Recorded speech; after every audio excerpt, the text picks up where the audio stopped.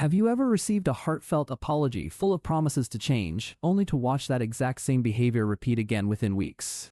The apology felt genuine, the tears seemed real, and yet somehow the same painful pattern returned as if nothing had ever been said. This is not a coincidence, and it is definitely not your imagination. This is a specific psychological pattern used to reset the relationship. Today we are exploring the dark psychology of people who apologize sincerely and then repeat the exact same harmful behavior again and again.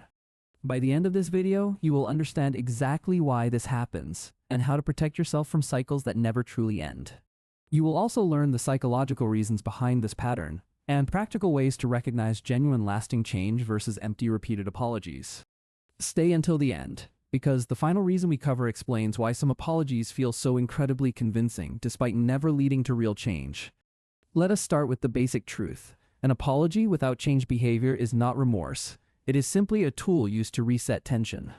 For these individuals, the apology is not about you. It is about relieving their own discomfort and restoring access to the relationship.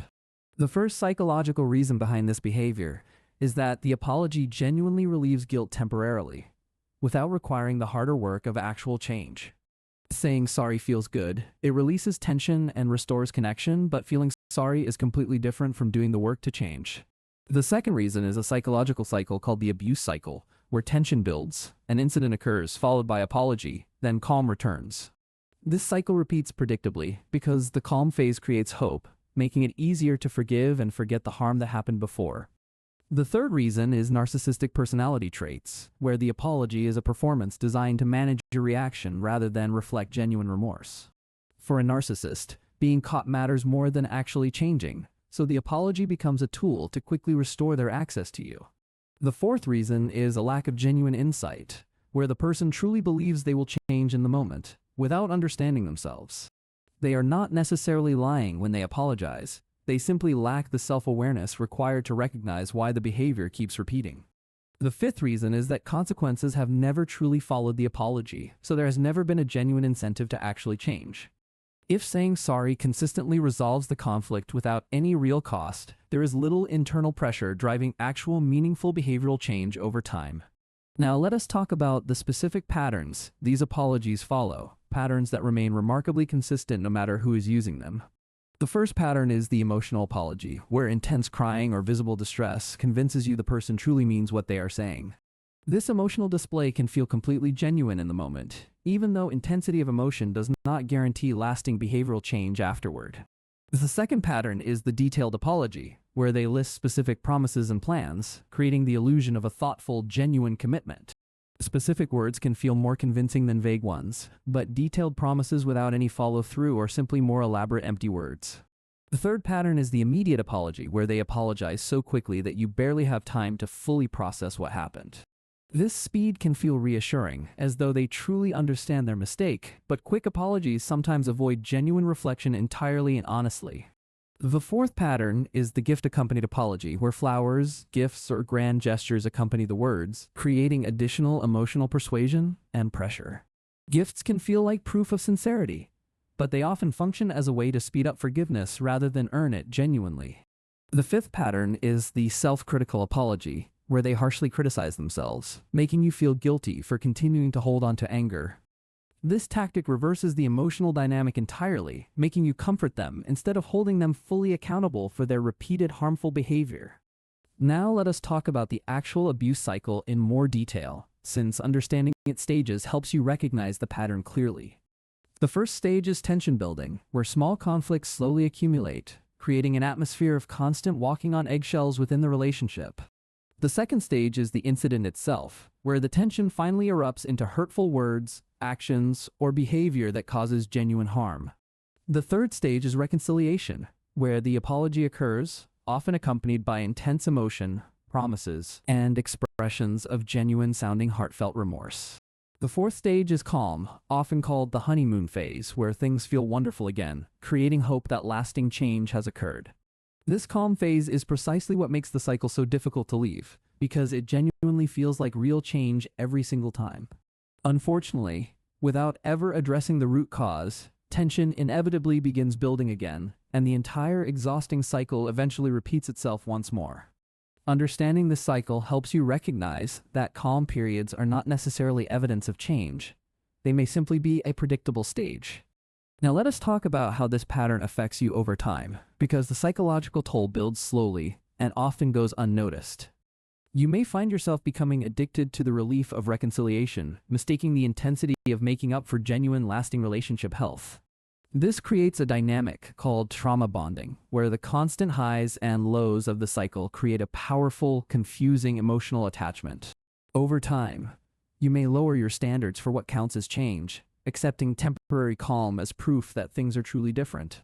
Your nervous system becomes accustomed to this repeating cycle, making healthy, stable relationships feel unfamiliar or even quite boring by comparison eventually. This is one of the most damaging long-term effects, because genuine stability can feel like a lack of passion or connection. Friends and family may notice you keep returning to the same person, confused by your continued hope despite the constantly repeating pattern. This is often called hopeful attachment, where each apology reactivates belief in change, regardless of how many times it has failed before. The relationship becomes an exhausting cycle of hope and disappointment, leaving you emotionally drained while genuine change never actually seems to arrive. Let us look at real-world examples of how this pattern quietly plays out across many different relationships in everyday ordinary situations. Imagine a partner who apologizes tearfully after every angry outburst, promising change, only to have the same outburst occur again within weeks. Imagine a friend who consistently cancels plans last minute, apologizing sincerely each time, yet never actually adjusting their scheduling habits going forward. Imagine a family member who apologizes after every hurtful comment, yet continues making similarly hurtful comments during nearly every family gathering afterward. In every one of these examples, the apology becomes a ritual, rather than a genuine turning point toward real, lasting behavioral change. This is exactly how the pattern sustains itself, because the apology provides just enough hope to prevent the relationship from ending completely. So how do you tell the difference between a genuine apology and one that simply resets the cycle without any real change occurring? The first sign of genuine change is consistency over time, not just words, but actual different behavior sustained across weeks and months. A real apology is followed by visible effort, not just promises, including seeking help, changing habits, or actively addressing the root cause. The second sign is accepting consequences without resentment, where the person does not expect immediate forgiveness or punish you for remaining cautious. A genuine apology does not demand your trust back immediately. It understands that trust must be rebuilt slowly through consistent, reliable action. The third sign is proactive behavior, where the person actively seeks solutions, whether therapy, self-education, or genuinely changing their environment or habits. This proactive effort demonstrates real understanding, showing they are not simply waiting for time to pass before repeating the same harmful behavior.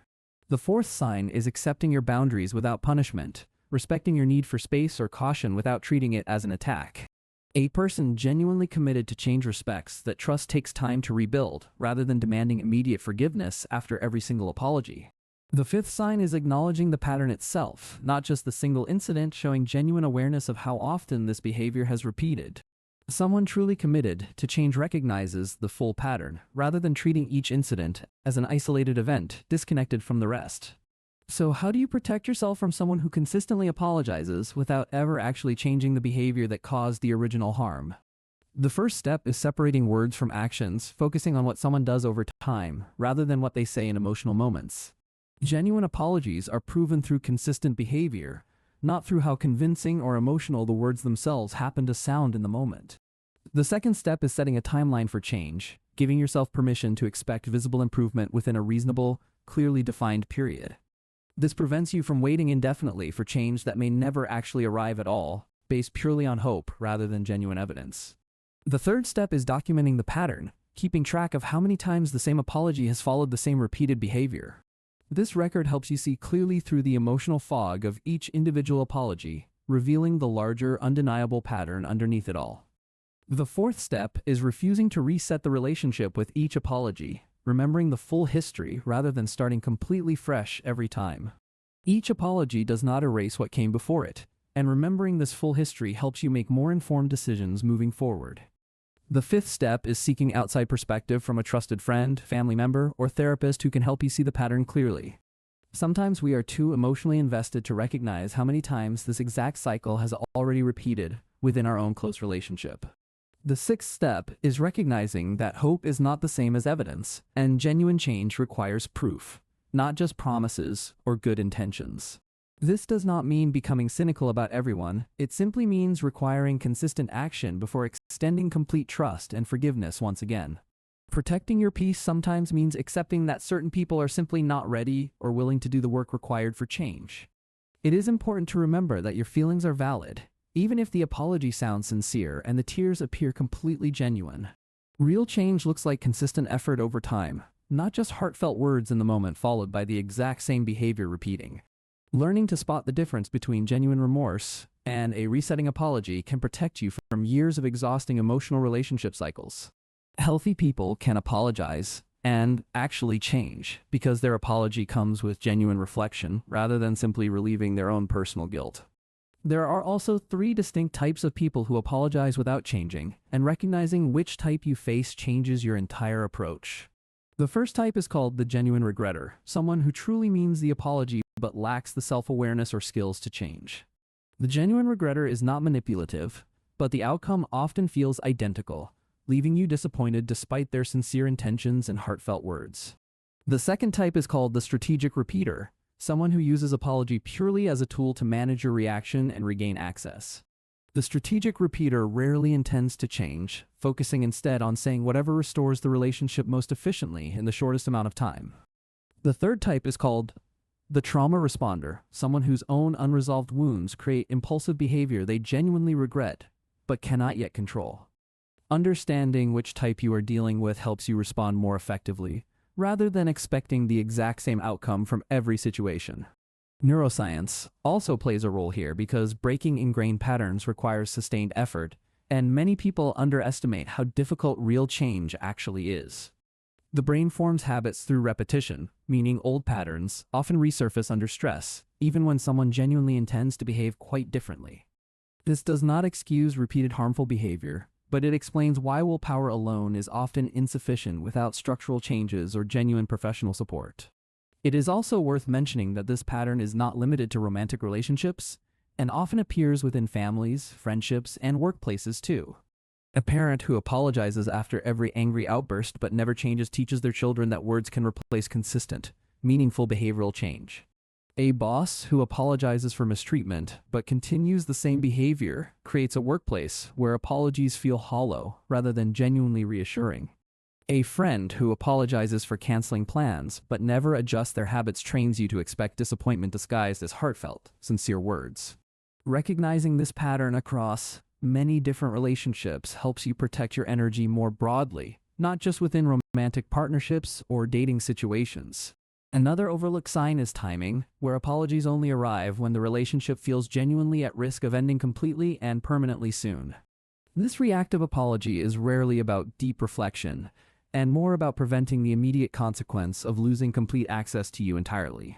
Real remorse does not wait for a crisis, it happens naturally, close to the moment the harmful behavior actually occurred in reality. If you notice apologies only arriving under pressure, question whether the words reflect true reflection or simply fear of losing complete control. Pay attention to patterns over time rather than isolated incidents, because one sincere apology looks very different from a lifetime of repetition. Trusting your own instinct that change has not actually occurred takes practice, especially if you have spent years hoping things would improve. Give yourself credit for noticing these patterns now, even if it took time, because awareness itself is a significant form of progress. Some people will spend years apologizing without ever changing, and the healthiest choice you can make is requiring proof, not just promises. Protecting your peace does not require ending every relationship immediately. It simply requires adjusting your expectations based on demonstrated behavior over time. You can care about someone deeply while still recognizing that their pattern of apologizing without changing is genuinely unhealthy and consistently draining. These two truths can exist together, and accepting that reality is often the first step toward making healthier decisions moving forward confidently. Remember that forgiveness does not require staying in the exact same dynamic. You can forgive someone while still protecting yourself from repetition. You are allowed to require consistent proof before extending trust again, regardless of how convincing or emotional the apology itself may sound. Choosing caution over immediate forgiveness is not cruelty. It is often the wisest and most self-protective decision you can possibly make. If this video helped you recognize someone in your life a little better, please subscribe for more deep psychology breakdowns just like this. In our next video, we explore the disturbing psychology of people who always need to have the last word in every conversation. The right people in your life will not need repeated apologies, because their actions will consistently align with their words over time. Trust builds through consistent action and honesty, not through cleverly repeated apologies designed to reset tension without ever addressing the root cause. You deserve relationships built on genuine change, not ones that consistently leave you hoping the same painful cycle will finally end soon. Thank you so much for watching until the end, and remember that your standards for real, consistent change are never unreasonably too high. There is also an important, overlooked sign worth mentioning, where someone apologizes constantly for small things while ignoring the deeper, repeated pattern. This selective accountability is often a strategic distraction, making you feel heard on small matters while the larger pattern continues completely unaddressed. Pay attention to whether an apology addresses the actual root cause, or simply smooths over the surface tension without real understanding involved. A genuine apology names the specific behavior and its impact clearly, rather than offering a vague general statement that avoids real specifics entirely. If someone cannot articulate exactly what they are apologizing for, that vagueness itself is valuable information worth taking seriously before extending forgiveness. Another practical tip is watching for defensiveness during the apology itself, since genuine remorse rarely includes justifying or minimizing the original behavior. If an apology comes wrapped in excuses, that combination often signals a resetting apology rather than one rooted in genuine self-reflection. It is also helpful to notice how someone responds when you express lingering doubt, since genuine change tolerates your caution without frustration. A person committed to real change understands that trust takes time, while someone seeking a quick reset often pressures you to move on. Recovery from repeated apology cycles often involves rebuilding trust in your own judgment, since hope can cloud your perception of actual patterns. Remind yourself that requiring proof before forgiveness is not bitterness. It is actually a healthy form of self-protection and self-respect. Every repeated cycle can become a valuable lesson, helping you recognize similar patterns much faster the next time they potentially appear again. This growth is not about becoming unforgiving toward everyone, it is about becoming more discerning while remaining open to genuine demonstrated change. Surrounding yourself with people who follow through on their words can also help recalibrate your sense of what genuine accountability actually feels like. Healthy relationships often include honest mistakes followed by real lasting change, rather than apologies used repeatedly as a tool to avoid consequences. Give yourself full permission to require clear evidence before trusting again, regardless of how many times someone insists this time will differ. Real change includes both honest acknowledgement and consistent action, rather than heartfelt words followed immediately by the exact same disappointing repeated behavior.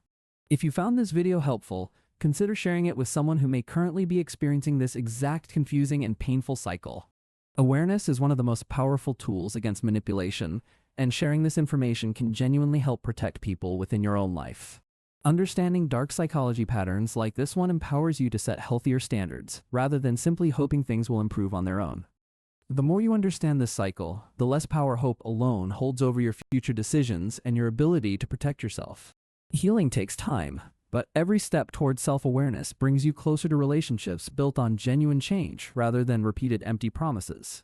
You are not naive for having trusted someone's apology, you are simply human, and humans want to believe the people they care about. Give yourself the same compassion you would offer a close friend going through this exact same confusing and exhausting cycle right now. There is also an additional sign worth mentioning, where genuine change often includes visible discomfort, since real growth rarely feels entirely comfortable. If someone claims to have changed without any visible effort or discomfort, that ease itself is worth examining more closely before trusting fully.